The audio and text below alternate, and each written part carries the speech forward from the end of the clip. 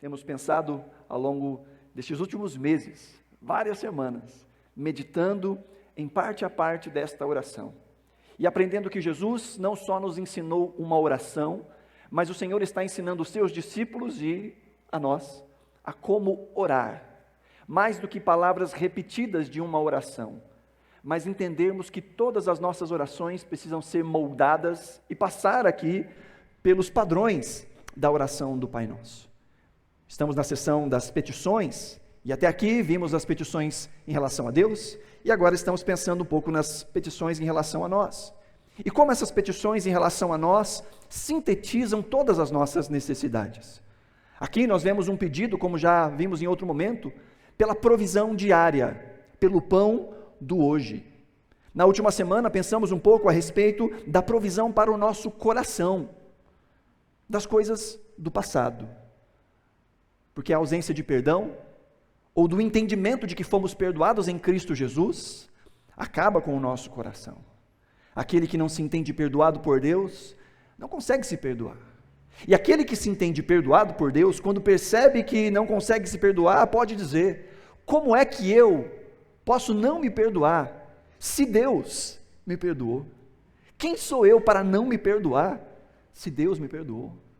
E aquele que entendeu o perdão de Deus, e que consegue também se perdoar, consegue também perdoar o outro, porque como entende que foi perdoado, na mesma medida, busca ser como o Pai, busca perdoar. E aquele que perdoa não está preso às mágoas, aos rancores, às dores, e a tantas outras desordens emocionais, que abalam o coração daquele que não entendeu o perdão. Então Deus nos dá provisão, por meio da oração, para o pão físico do hoje, para a estabilidade emocional a respeito do ontem, e como vamos ver hoje, também nos ensina a pedirmos por proteção para o amanhã. Essa é uma oração integral. Nós queremos estabilidade espiritual diante dos perigos que estão pela frente. Se na semana passada nós pedimos ao Senhor que nos perdoe, porque nós queremos nos ver longe do pecado do passado, hoje nós aprendemos a pedir: Senhor, não nos deixe cair em tentação, porque nós também queremos nos ver longe dos pecados do futuro. Nessas petições, elas tratam da nossa integridade, de todas as nossas necessidades. E diferente das petições em relação a Deus, que são frases que falam do caráter de Deus, mas que parecem até não interdependentes, mas que estão reunidas, mas de uma maneira talvez um pouco mais divididas, por assim dizer. Aquilo que trata das nossas necessidades está completamente conectado. Porque se nós olhamos para os pedidos, nós vemos que o pedido que o Senhor nos ensina sobre nós é: o pão nosso de cada dia nos dá hoje, e perdoa-nos as nossas dívidas, assim como perdoamos os nossos devedores, e não nos deixe cair em tentação, mas livra-nos do mal. Nós precisamos dos três. Nós precisamos clamar pelos três. E os três estão envolvidos nessa totalidade de quem nós somos. Qualquer uma das nossas verdadeiras necessidades vai estar em uma dessas categorias. O que vamos pensar hoje é o texto do versículo 13, em que Jesus nos ensina a orar, parafraseando aqui agora no versículo 9, orem assim. Orem como? Nós oramos no versículo 13, não nos deixe cair em tentação, mas livra-nos do mal. E qual é o problema aqui endereçado nesta parte da oração? O problema é a tentação. Esse é o problema que nos cerca. Mas não só tentação, também entendemos o que é provação. É uma pergunta importante. Será que o texto fala de tentação ou de provação? Interessante que nós não temos, no Novo Testamento, uma diferença muito grande de palavras em relação a tentação e provação. No original, tanto tentação como provação têm a mesma palavra, a palavra peirasmos, que ora é traduzida por tentação, ora é traduzida por provação. Isso vai depender do contexto. Esse contexto nos dá a entender que a questão aqui não é de provação, mesmo porque Deus usa a prova ou as provações para trazer saúde à nossa fé. Mas existem também as tentações que podem nos levar a cair, que podem nos levar a envergonhar o nome do Senhor. Então a pergunta é, aqui no texto, é tentação ou é provação? E essa divisão é nossa. Essa divisão de tentação e provação é nossa. Porque a bem da verdade é que, dentro de situações nas quais nós podemos cair, nós também podemos aprender. A diferença entre tentação e provação não é a situação. Não foi intencional esse tanto de ão. Mas a diferença entre tentação e provação está na intenção de quem está por detrás de tudo isso. Porque se por um lado as dificuldades da nossa vida são usadas por Deus para a nossa promoção, para a nossa vida, para a nossa transformação, a intenção de Deus, ao nos ver passar por algum tipo de adversidade, é que sejamos promovidos, que sejamos ensinados, que possamos sair daquela situação melhores do que nós entramos. Por outro lado, dentro da mesma situação, o que Satanás quer é nos envergonhar, é usar aquela situação a qual nós estamos passando para envergonhar o nosso nome e, consequentemente, envergonhar o nome de Deus.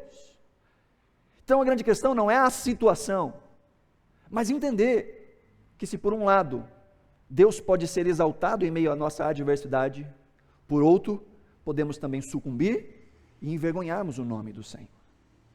Então, provação e tentação acaba sendo mais um problema de semântica.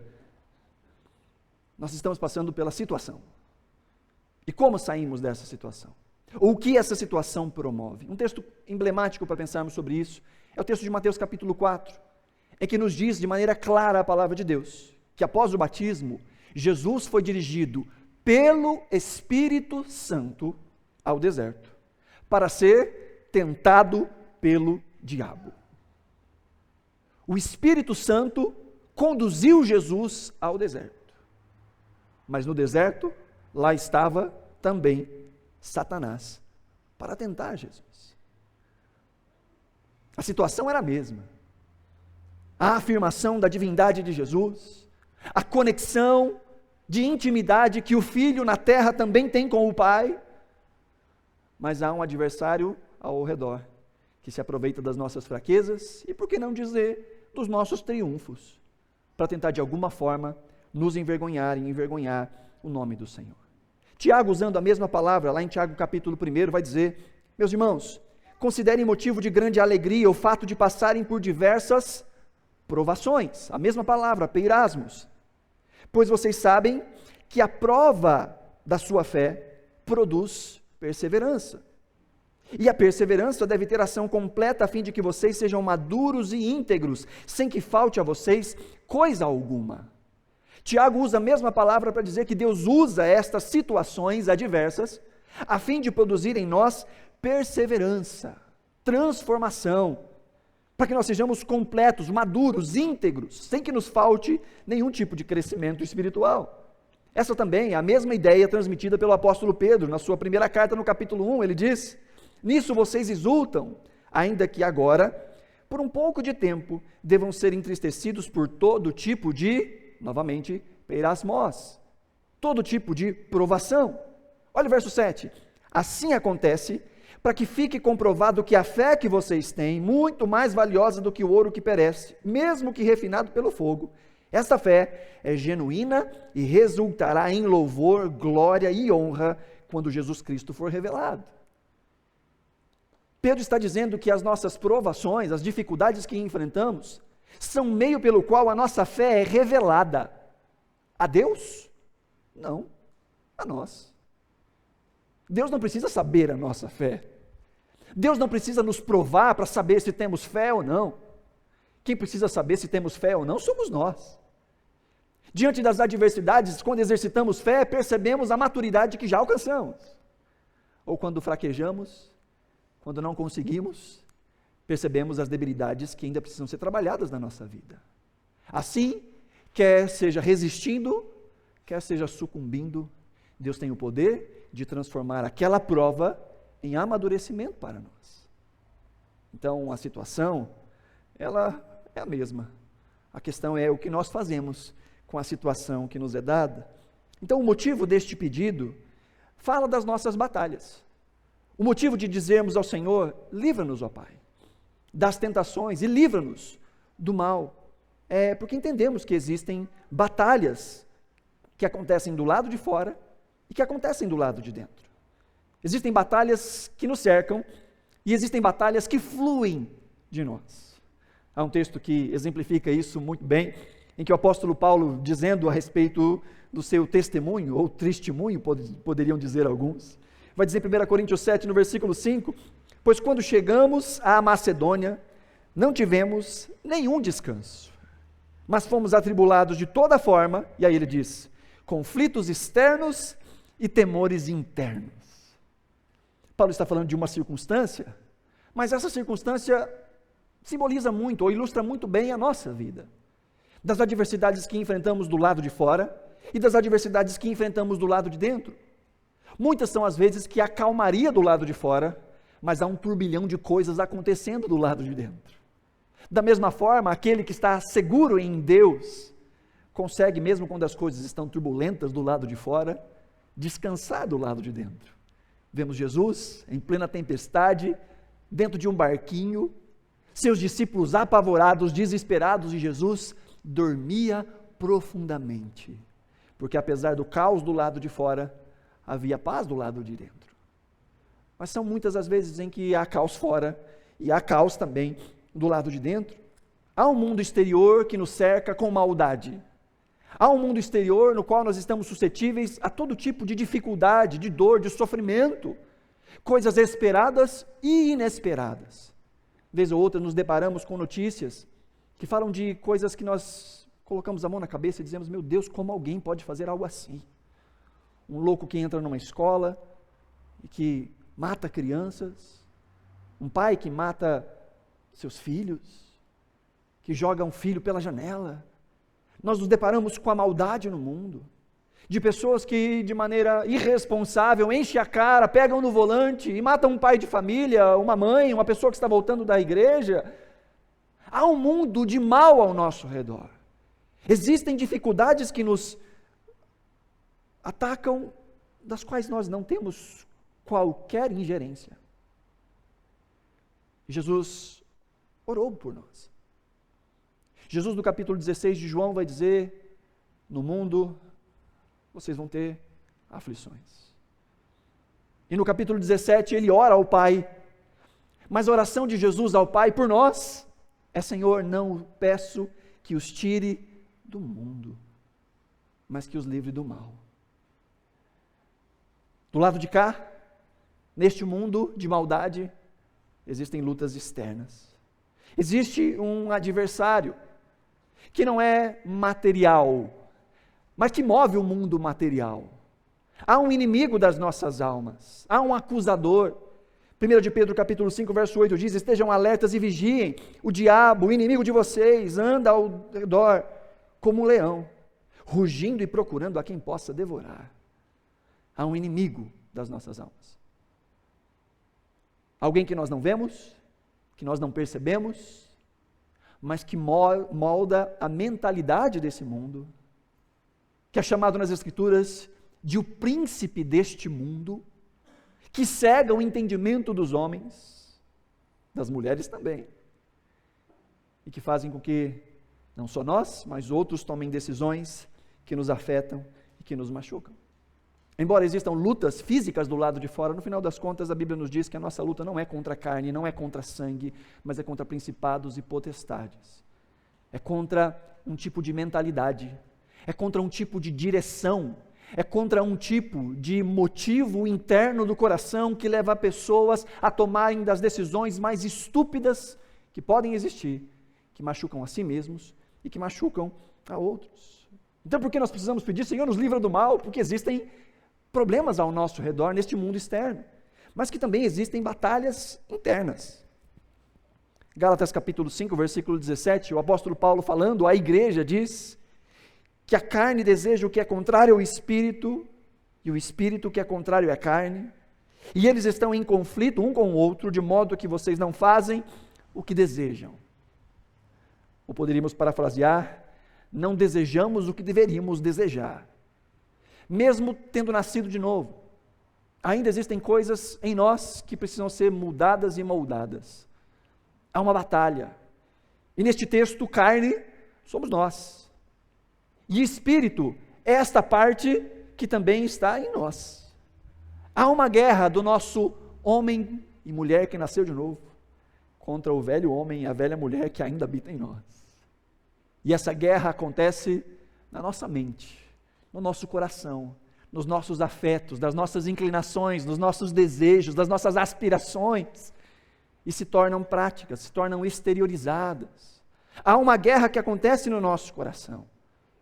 E talvez diante dos males que nos cercam, olharmos demais para este mal pode nos transformar neste mal que nós odiamos. Muitos são aqueles que, para combater o mal, se tornam maus. E desejam que a maldade seja rebatida com maldade. E deseja que na vida daquele que fez o mal, que sobre ele recaia mal. Ou, como disse Nietzsche certa vez, quem luta com monstros deve se acautelar para não se tornar também um monstro. Porque quando você olha demais para o abismo também olha para você. Pois a resposta para o mal não está em olhar para o mal, em fazer o mal para combater o mal. A resposta para o mal está na cruz. A resposta para o mal está na oração, na busca por transformação. A resposta para o mal está em combater primeiro o mal que habita em mim, o mal que me define, o mal que ainda me enreda. E se eu não posso mudar o mundo de fora, eu posso mudar o mundo de dentro e deixar de ser parte do problema e passar a ser parte da solução. Mas existe uma guerra. E na verdade, queridos, é esta guerra interna que faz com que as coisas externas aconteçam. A tentação só é tentação de fato por culpa nossa. É isso que Tiago vai dizer na sua primeira carta, no capítulo 1. Ele diz: quando alguém for tentado, jamais deverá dizer, estou sendo tentado por Deus. Pois Deus não pode ser tentado pelo mal e a ninguém tenta. Olha o verso 14. Cada um, porém, é tentado pelo próprio mau desejo. Sendo por este arrastado e seduzido, então esse desejo, tendo concebido, dá à luz o pecado, e o pecado, após ser consumado, gera a morte. Entenda uma coisa: nós só podemos ser tentados porque nós somos tentáveis. Nós só podemos ser tentados naquilo que para nós é tentador. Pensa aí numa comida que você odeia, alguma coisa que te dá nojo, que você não pode nem ver. Tem um amigo meu que ele não pode ver cebola. Se ele souber que tem cebola na comida, ele joga o prato longe, que ele não quer saber de cebola. Odeia cebola, tem nojo de cebola. Pensa naquela comida que você mais odeia. Pensando nesse caso do meu amigo que odeia cebola. Se eu chegar para ele e falar assim, olha só, uma cebola tão apetitosa, que tal você dar uma mordida nessa cebola? Você daria a sua casa, o seu carro, a sua família por um pedaço dessa cebola? Qual seria a resposta dele? Obviamente que não. Porque ele não tem este desejo. Agora pensa na comida que você mais gosta. Naquela que só de pensar você já começa a salivar. Talvez como eu, você goste de um bom chocolate, Milka, de avelã. Hashtag fica a dica. E você pensa naquela comida maravilhosa, e aí, por algum motivo, ou você está em jejum, ou você está fazendo uma dieta, e alguém chega para você com aquela comida que você mais gosta, e diz, quer um pedacinho? Não, mas eu estou fazendo uma dieta, mas só um pedacinho. Talvez isso te tentaria um pouco mais, não? Porque isso já é algo que repercute no seu coração. Afinal, queridos, as nossas tentações só são tentadoras, porque elas encontram no nosso coração eco. Encontram no nosso coração o desejo de cumpri-las. O texto é muito claro ao dizer que nós não somos tentados por Deus, e em última análise, nem pelo diabo. Nós somos tentados pelos nossos próprios maus desejos. O máximo que as coisas ao redor fazem é nos dar um palco para que este nosso desejo salte e se torne realidade. O máximo que Satanás pode fazer é apresentar a você as opções para que o seu próprio coração se delicie com aquilo que é completamente contrário à vontade de Deus. O texto aqui nos mostra essa progressão. Alguém que primeiro deseja, e depois que deseja, diz o texto, é arrastado e seduzido. Interessante que essas palavras aqui, arrastado e seduzido, são usadas geralmente em contexto de pescaria. É a ideia de lançar uma isca, de colocar a isca apropriada no anzol. Eu não sou um bom pescador. Até me esforço às vezes quando vou na casa do meu pai, porque meu pai ama pescar, mas eu não sou um bom pescador. Mas aqueles que são bons pescadores sabem a hora de pescar, o lugar de pescar, o jeito de colocar a isca no anzol, que tipo de isca colocar. Mesmo não sendo um pescador, quando criança, eu gostava muito de assistir aquele Pesca e Companhia. Lembra do Pesca e Companhia? Se você lembra, você já deve sentir dor nas costas igual a mim. Eu gostava de assistir e via aqueles caras e eles escolhiam lá uns tipos de isca, eu vou pegar tal peixe, aí colocava a isca apropriada para aquele peixe.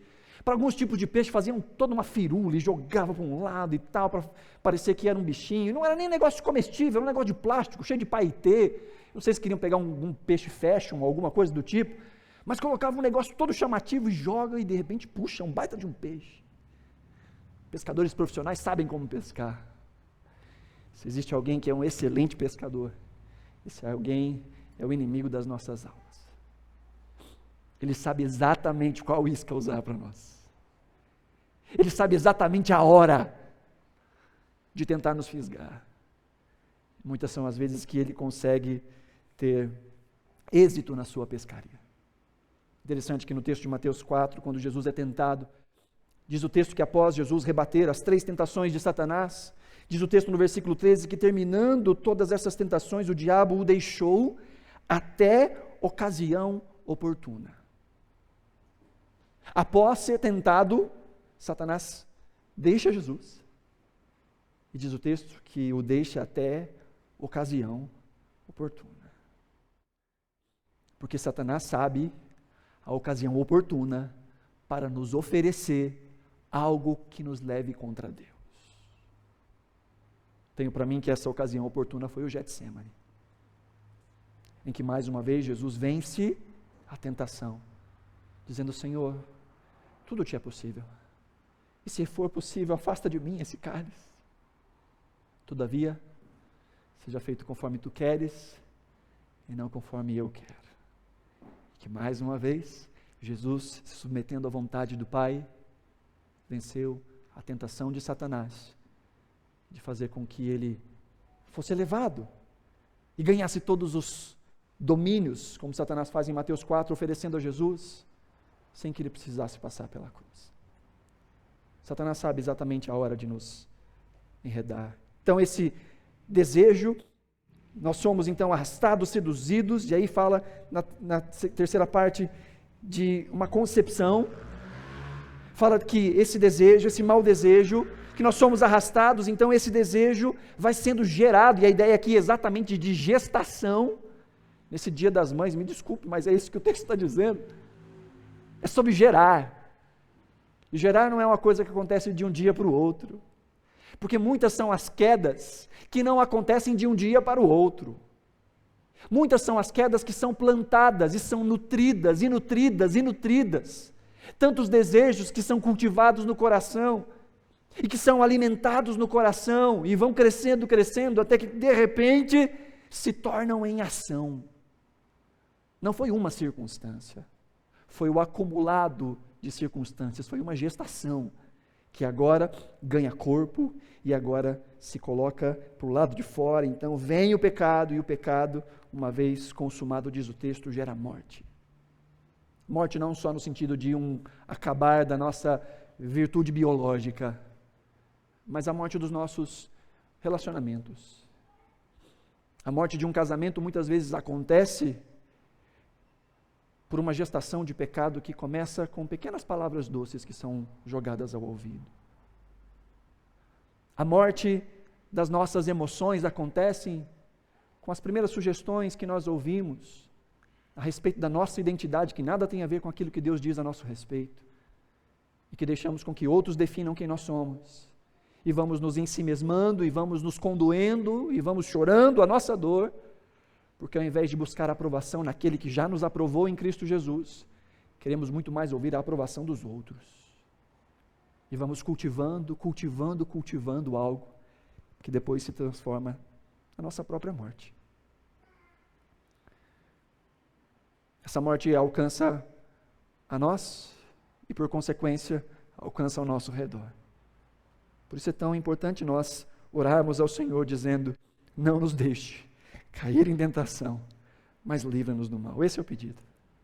E o que é que nós pedimos ao dizer não nos deixe cair em tentação? Em primeiro lugar é que Deus nos livre de situações que nos são propícias a cair.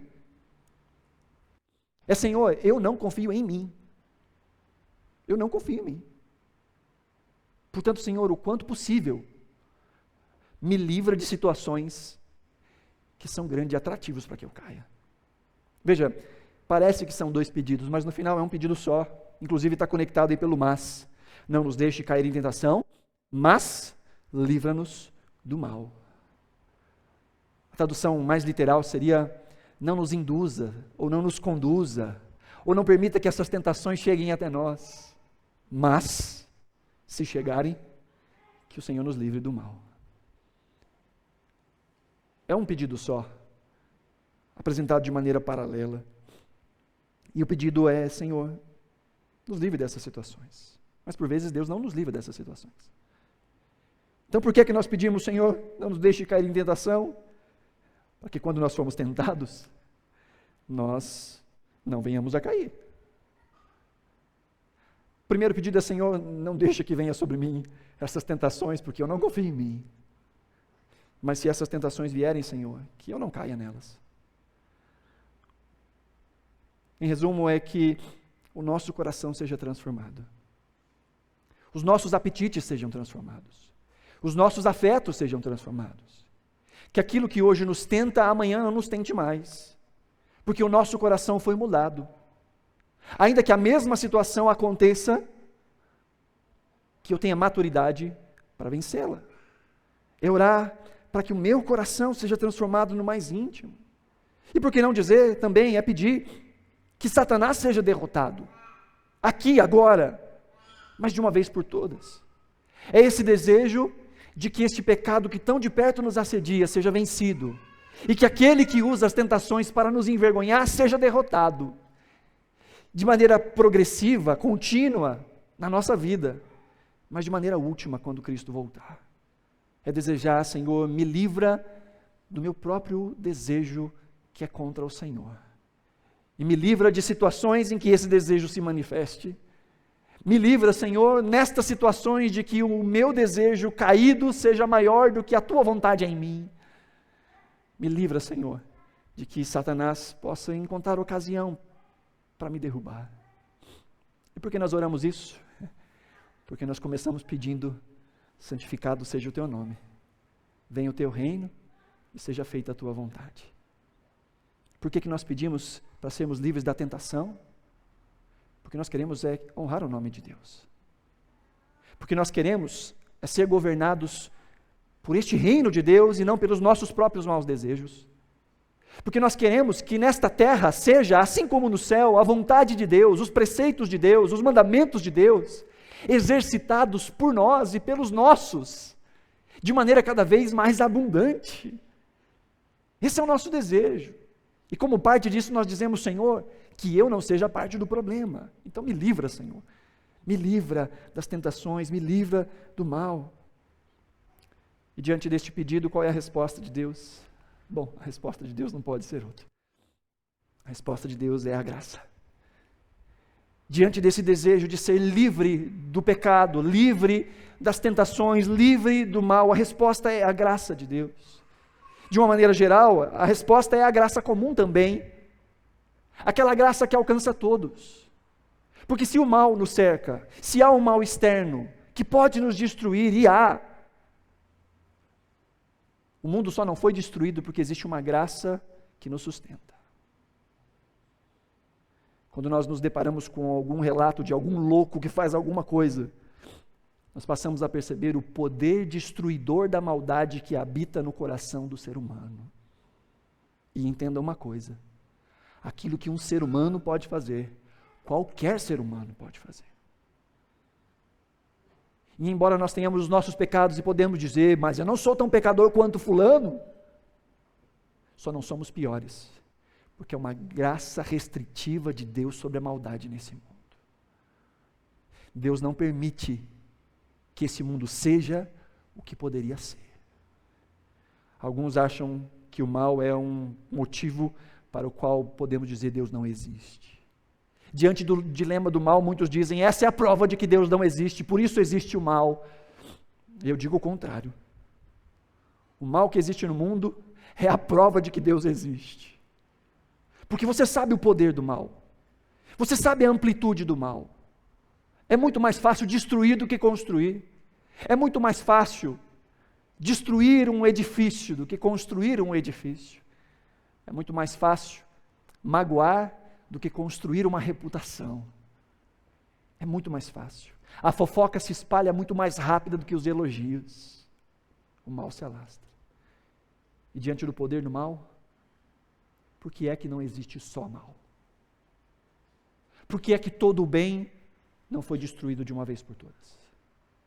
Porque é uma graça restritiva de Deus, que não deixa que nós sejamos tão mal como nós podemos ser, e nem que o mundo ao nosso redor seja tão mal como poderia ser. A resposta de Deus é a graça. Como diz Mateus 5,44, eu digo, amem os seus inimigos e orem por aqueles que os perseguem, para que vocês venham a ser filhos de seu Pai que está nos céus. Porque Ele faz raiar o seu sol sobre maus e bons, e derrama a sua chuva sobre justos e injustos.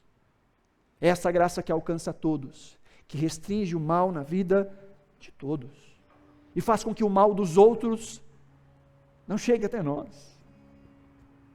Por vezes essa graça que restringe nos protege de coisas que nós percebemos, outras vezes de coisas que nós não percebemos. E por vezes este mal alcança ao nosso redor ou a gente. E nós percebemos como a vida poderia ser pior, não fosse a graça de Deus. Mas não só isso, há uma graça especial. Paulo diz em 1 Coríntios 10, não sobreveio a vocês tentação que não fosse comum aos homens. E Deus, que é fiel, Ele não permitirá que vocês sejam tentados além do que possam suportar. Mas quando forem tentados, Ele mesmo providenciará um escape para que possam suportar. Há uma provisão de Deus para os seus filhos. De que quando nós precisarmos de uma graça especial, de um socorro especial, para dificuldades especiais, em momentos especiais, há uma graça especial que Deus despeja sobre nós. A oração que nós fazemos encontra resposta na boca do Senhor, dizendo, eu tenho para você graça. E vem uma segunda importante pergunta. E se eu cair?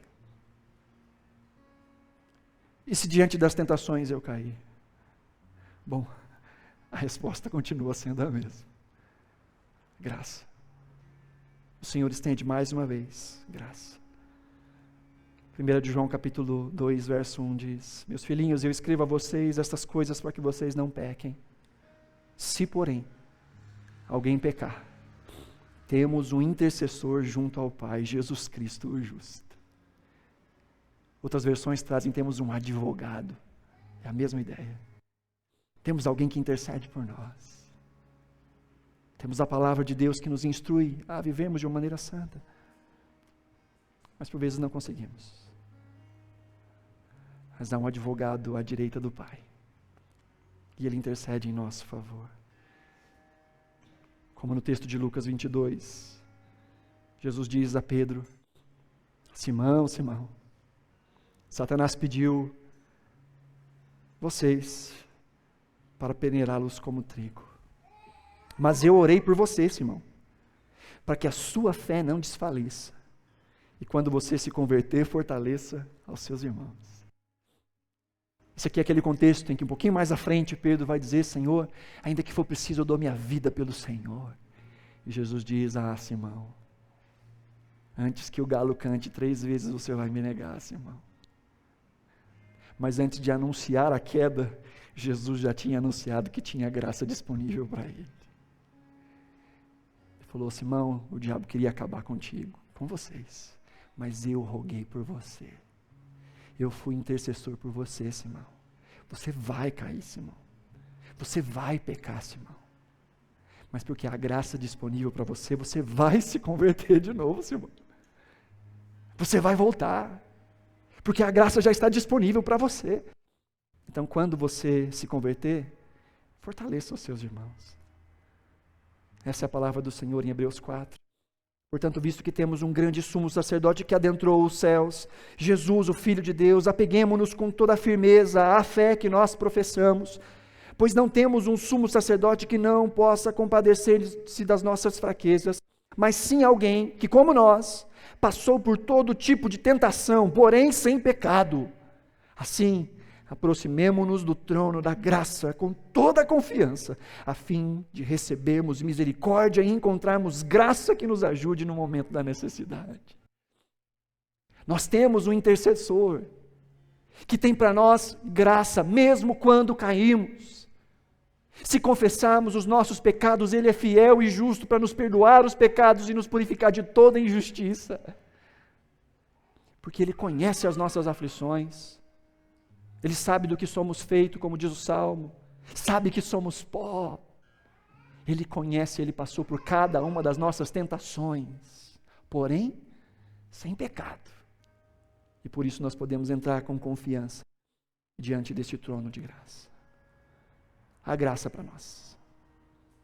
Por isso, quando você ora dizendo: não nos deixe cair em tentação, mas livra-nos do mal, há uma resposta favorável de Deus em sua direção. Seja te protegendo das situações que te fariam cair, seja te protegendo em meio a situações nas quais você poderia cair, seja te erguendo, te transformando e te restaurando quando você cai. Ele continua nos tomando pelas mãos. Mas eu não poderia terminar essa mensagem sem te dar aqui 3 dicas importantes. Qual é a nossa parte nesse processo? O que é que nós fazemos nesse processo? Bom, a primeira coisa nós já vimos. Nós oramos. Nós pedimos a Deus por misericórdia. Mas não só oramos, nós também vigiamos. Nós andamos atentos. Nós abrimos os nossos olhos. Como nos diz a palavra do Senhor, Mateus 26, Jesus dizendo aos seus discípulos, que estavam dormindo enquanto Ele orava, diz: vigiem e orem, para que não caiam em tentação. Ore sim, mas vigia também. Um olho fechado e o outro aberto. Esteja atento às coisas que podem te fazer pecar. Descubra os seus pontos fracos. E fuja deles. Fuja das ocasiões. Ore sim, vigie também. Mas fuja. Fuja do pecado. Fuja da aparência do mal. Lembre-se do exemplo de José, que diante da tentação, diante da esposa de Potifar, que se oferecia para o Zé: Zé, vem cá, Zé. O Zé disse: não, como é que eu posso fazer um negócio desse? Como eu posso desonrar ao meu Senhor e desonrar ao meu Deus? E quando a mulher veio numa investida mais forte: pernas para que te quero, vaza, cai fora. Eu costumo dizer que aquele que está se recuperando do alcoolismo não entra no boteco para comprar uma salsicha em conserva. Foge. Se existem amizades que te fazem pecar, cai fora. Se existem lugares que te fazem pecar, cai fora. Se existem ambientes, se o teu celular te faz pecar, arranca e joga fora.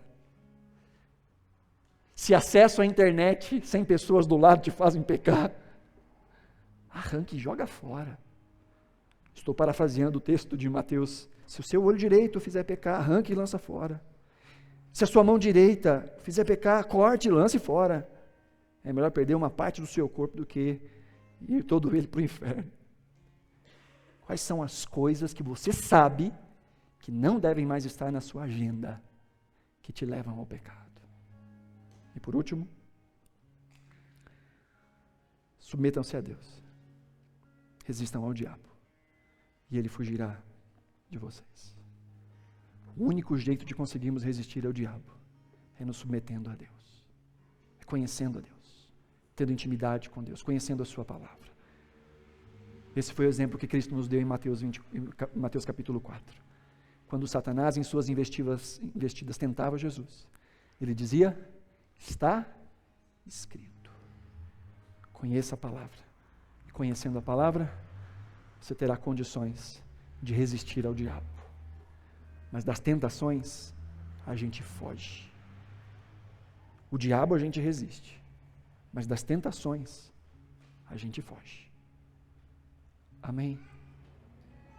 Se você puder, coloque-se de pé, nós vamos orar.